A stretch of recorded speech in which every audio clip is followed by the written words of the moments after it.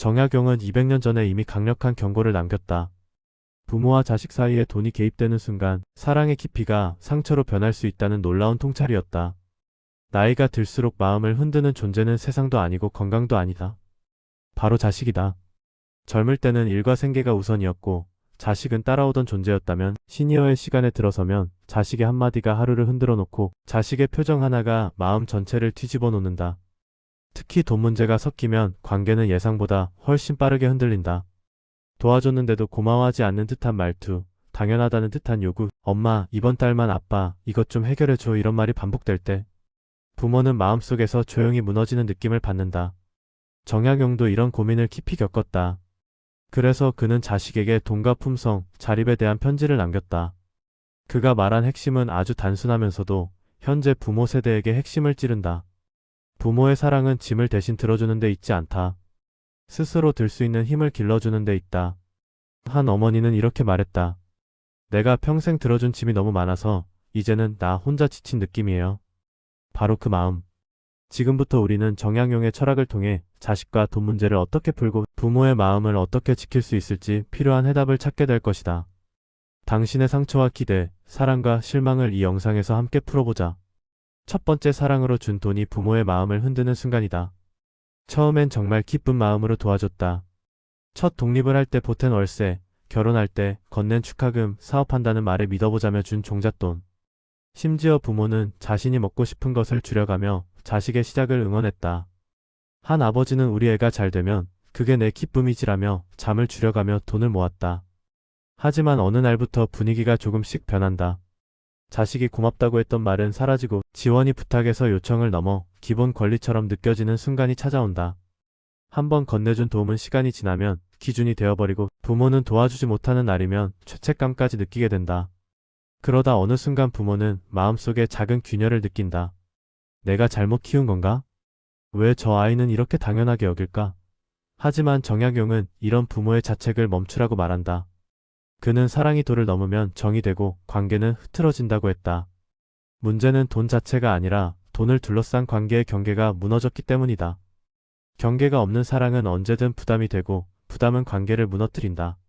실제로 한 어머니는 도와줬는데도 서운한 마음만 남아요라고 말했다. 이는 사랑이 잘못된 게 아니라 경계가 사라졌기 때문이다. 부모와 자식 모두 숨을 쉴 수 있는 거리를 다시 만들어야 한다. 두 번째, 다산 정약용의 돈을 주는 원칙은 어떤 게 있을까? 정약용은 자식에게 돈을 주는 기준을 매우 현실적으로 설명했다. 그는 부모의 재산을 부모의 생을 위한 것이라 정의했다. 자식이 기대하는 순간 관계는 흐려지고 부모는 부담을 지게 된다고 보았다. 그래서 그는 도움을 주더라도 반드시 기준과 조건이 필요하다고 강조했다. 실제로 한 아버지는 이런 경험을 했다. 사업한다고 시작한 아들에게 3번이나 자금을 도와줬지만 4번째 요청이 들어왔을 때 그는 말문이 막혀 아무 말도 못했다. 도와주지 않으면 미안했고 또 도와주면 계속 반복될 것이 뻔했다. 이런 상황을 정약용은 정확히 설명한다. 도움은 한 번은 약이 되고 2번은 습관이 되며 3번은 권리가 된다. 돈을 주는 순간부터 부모는 기대되지 않는 도움이 아니라 의무적 지원을 하게 되는 것이다. 그러므로 정약용은 부모의 도움에는 반드시 목적, 한도, 기간, 책임을 정하라고 했다. 예를 들면 이번 한 번은 취업 준비 기간이니 도와준다. 하지만 다음 달부터는 내가 해결해야 한다라는 식의 명확한 기준이 있어야 한다. 그렇지 않으면 부모는 소모되고 자식은 무너진다. 부모의 돈은 사랑을 표현하는 도구가 아니라 자식의 자립을 돕는 도구여야 한다. 기준 없이 주는 돈은 결국 관계를 망친다. 세 번째, 부모의 상처는 기대에서 시작된다. 부모의 마음을 가장 흔드는 것은 기대가 무너지는 순간이다. 부모는 자식을 사랑하고 그 사랑 속에는 자연스러운 기대가 있다. 이 정도는 해주겠지, 이젠 나를 좀 이해해주겠지. 이런 기대는 겉으로 말하지 않아도 부모의 마음속에 자리 잡는다. 하지만 그 기대가 충족되지 않을 때 실망이 찾아오고 실망이 반복되면 마음의 골이 깊어진다. 실제로 한 어머니는 이렇게 말했다. 내가 바라는 게 그렇게 큰 건 아니었는데 그 작은 것조차 안 해주는 모습을 볼 때 마음이 너무 아파요. 정약용은 이러한 감정을 정의 집착이라고 표현했다. 사랑이 지나치면 집착이 되고 집착은 상처를 만든다. 그는 기대를 버리라고 하지 않았다. 기대의 방향을 바꾸라고 했다. 자식에게 무언가를 바라기보다 내 마음을 지킬 방법을 기대하라고 말이다. 예를 들어 자식이 변하기를 기대하는 대신 내 마음이 흔들리지 않기를 바란다라고 기대를 바꿔보는 것이다. 그렇게 바꾸는 순간 부모의 마음은 한결 가벼워진다. 정약용은 마음의 방향을 바꾸는 것이야말로 부모가 지혜로운 삶을 사는 첫걸음이라고 보았다.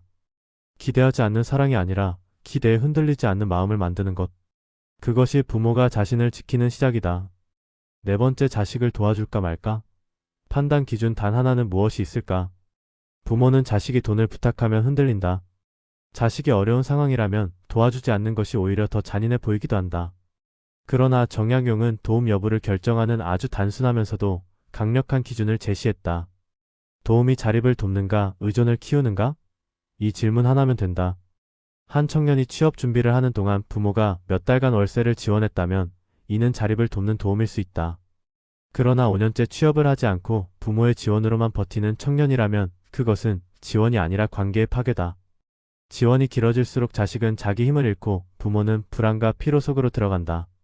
실제 사례에서 한 부모는 처음엔 도와주는 게 당연했는데 어느 순간 내가 자식 인생의 해결사가 되어 있더라고요라고 고백했다. 정약용의 기준은 잔인한 것이 아니다. 관계를 살리는 힘이다. 자식에게 내가 할 수 있는 일을 내가 대신해주지 않겠다라고 말하는 것은 냉정함이 아니라 사랑이다. 자립은 자식 스스로 해야 한다.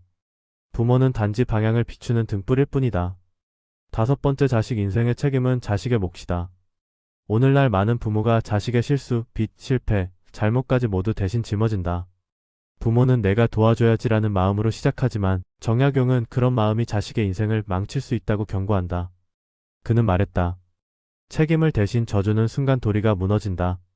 예를 들어 자식이 카드 빚을 냈을 때 부모가 대신 갚아주면 당장은 해결되는 것처럼 보이지만 자식은 문제의 무게를 체감하지 못하고 반복하게 될 가능성이 높다. 반대로 책임을 직접 지게 하면 자식은 경험을 통해 배우고 다시는 같은 실수를 반복하지 않으려 노력한다. 부모가 자식의 인생을 대신 살아줄 수는 없다. 어떤 어머니는 아이 문제를 해결하다 보니 어느 순간 내 인생이 사라졌어요 라고 말했다. 부모는 길을 보여줄 수는 있지만 그 길을 걸어가는 건 자식의 몫이다. 책임을 내려놓는 순간 부모도 자식도 자유로워진다. 여섯 번째, 고마워하지 않는 자식에 대한 마음 해법은 다음과 같다. 부모가 가장 깊이 상처받는 순간은 도와줬는데 고마워하지 않을 때이다. 부모는 도와주는 순간 기뻤지만 자식이 고마움을 표현하지 않으면 실망이 찾아온다. 정약용은 이를 정의 착각이라 했다. 주는 사람은 오래 기억하지만 받는 사람은 금방 잊는다. 이것은 인간의 심리이며 부모의 잘못이 아니다. 한 어머니는 말했다. 도와준 건 괜찮아요. 그런데 당연하게 여기는 말투가 너무 속상해요. 정약용은 분명히 말했다. 고마움을 모르는 자에게 재물을 멀리하라. 이는 자식을 벌하라는 뜻이 아니라 고마워하지 않는 자식에게 계속 베풀며 자신을 소모하지 말라는 경고다. 부모가 자신을 소모하면 사랑은 희생으로 변한다. 그리고 희생은 결국 원망을 낳는다. 부모가 자신의 마음을 먼저 지킬 때 관계는 다시 건강해진다. 고마움을 강요하는 것이 아니라 고마워하지 않는 상황에서 지혜롭게 물러나는 것. 그것이 부모가 지혜롭게 사랑하는 방식이다. 일곱 번째, 자식에게 필요한 건 돈이 아니라 문제 해결 능력이다. 부모는 자식이 힘들어하면 본능적으로 움직인다. 해결해주고 싶고 대신 싸워주고 싶고 대신 선택해주고 싶다. 그러나 정약용은 재물은 스스로 벌어야 몸에 붙는다고 말했다. 부모가 대신 해결해주는 순간 자식은 문제를 직면하는 법을 배우지 못한다.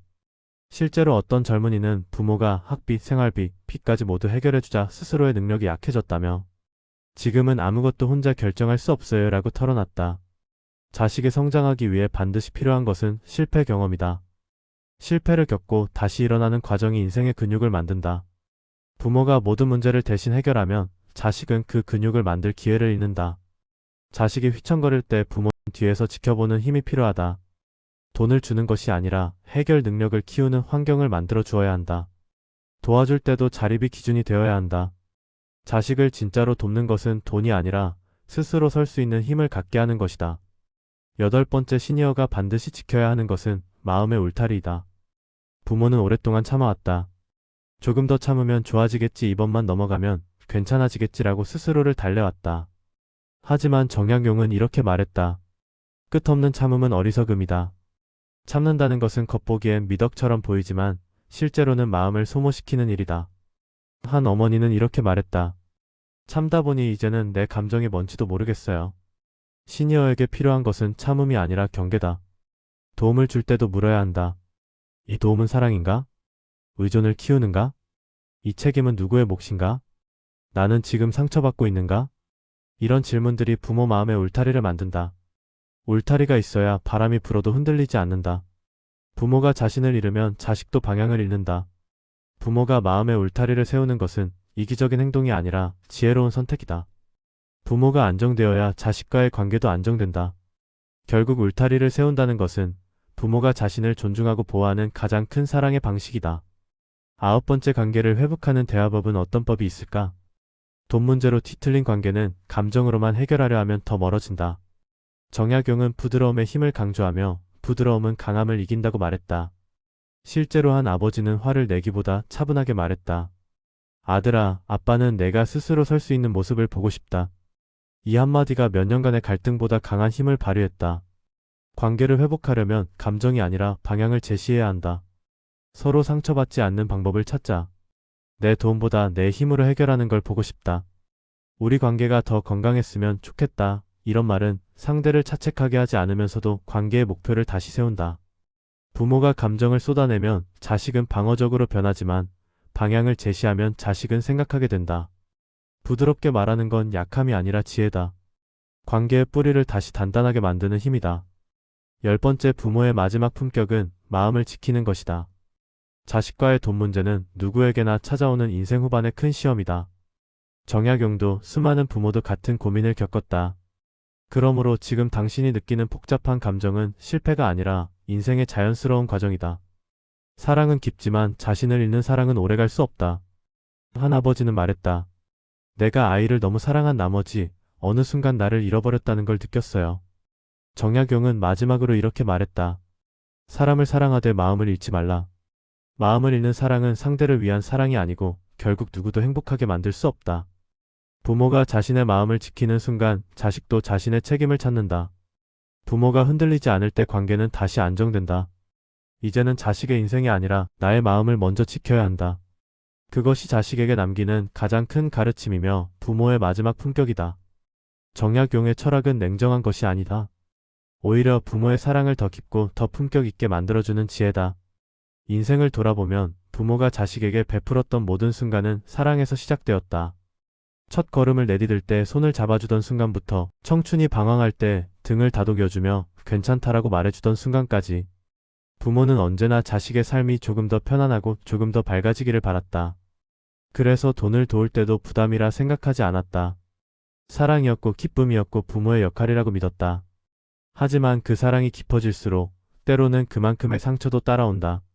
자식에게 준 도움의 크기만큼 돌아오지 않는 고마움, 당연하게 여겨지는 희생, 그리고 아무도 모르게 혼자서 견뎌야 했던 마음의 무게. 부모가 겪는 이 감정들은 결코 가벼운 것이 아니다. 사랑에서 시작되었기에 더 깊이 배이고 더 오래 남는다. 정약용은 말했다. 사랑이 도를 넘으면 정이 되고 관계는 흐트러진다. 사랑이 지나치게 흐르면 그것은 더 이상 따뜻한 기운이 아니라 양쪽을 모두 잠식하는 물살이 되어버린다. 부모의 끝없는 희생은 자식에게 의존의 습관을 만들고 반복된 의존은 부모의 마음을 지치게 만든다. 이것은 부모가 잘못해서가 아니라 사랑이 너무 깊어 경계를 잃어버렸기 때문에 생기는 자연스러운 현상이다.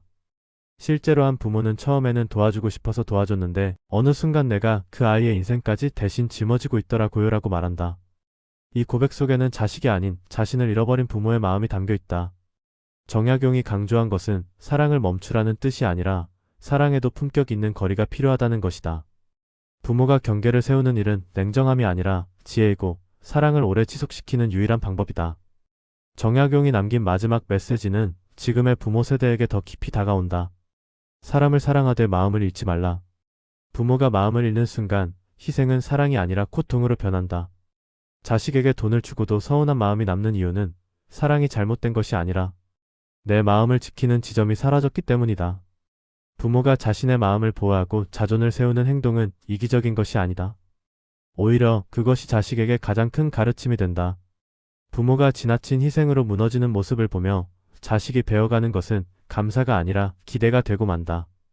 반대로 부모가 자기 마음을 지키며 단단하게 서 있는 모습을 보이면 자식은 스스로의 책임을 받아들이고 자신의 삶을 바로 세울 준비를 하게 된다. 부모의 안정이 자식의 성장을 돕는 가장 강력한 기반이 되는 것이다. 이 영상의 끝에 다다른 지금 우리는 한 가지 중요한 사실 앞에 서 있다. 자식의 삶은 자식의 몫이고 부모의 삶은 부모의 몫이다. 부모는 길을 비춰주는 등불일 뿐 대신 걸어줄 수는 없다. 자식에게 주었던 수많은 사랑과 희생은 결코 헛되지 않았다. 다만 이제부터는 그 사랑의 방향을 바꿔야 한다. 무한히 주는 사랑이 아니라 품격을 지키는 사랑으로. 기대와 집착을 내려놓고 마음과 경계를 세우는 사랑으로. 그리고 무엇보다 나의 남은 삶을 지키는 사랑으로. 정약용의 말처럼 사람을 사랑하되 마음을 잃지 말라. 이것이 부모에게 마지막으로 남은 사랑의 형태이며 자식에게 남길 수 있는 가장 큰 유산이다. 이제는 자식의 인생이 아니라 당신의 마음을 먼저 지켜라. 그 선택이야말로 부모와 자식 모두를 살리는 길이다.